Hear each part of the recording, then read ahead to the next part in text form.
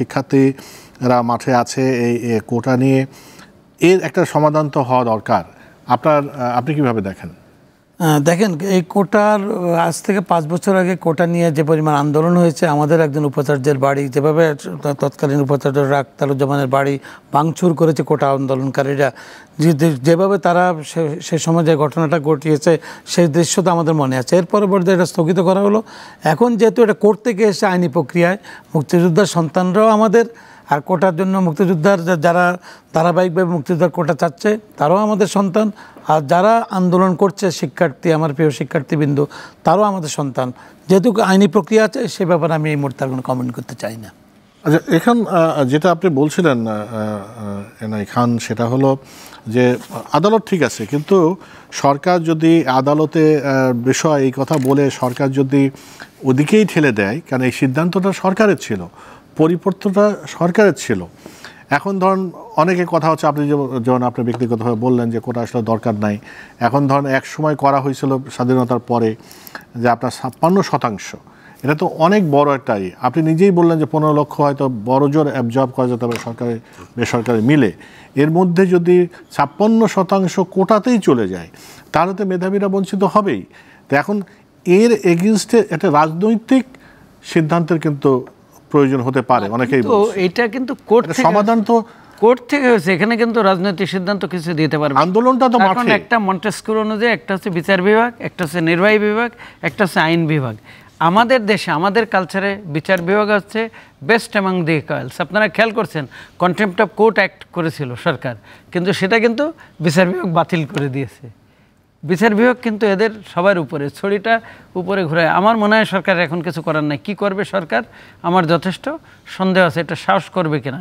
Court থেকে কিছু হলে এমনি আমলারা আমি দেখেছি ভয় পায়। তবে এটা কোর্টকেই সমাধান করতে হবে, কোর্ট থেকে সমাধান আনতে হবে।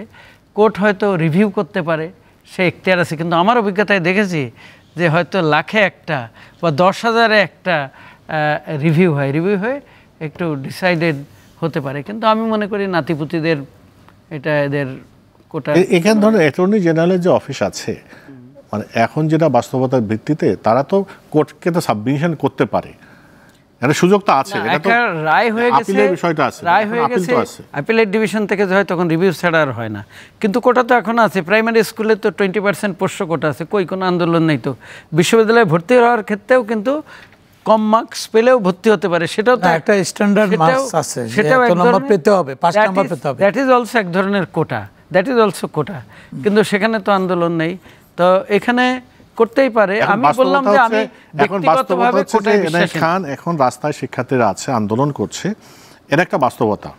কোর্ট রায় দিয়েছে, সেটাও একটা বাস্তবতা।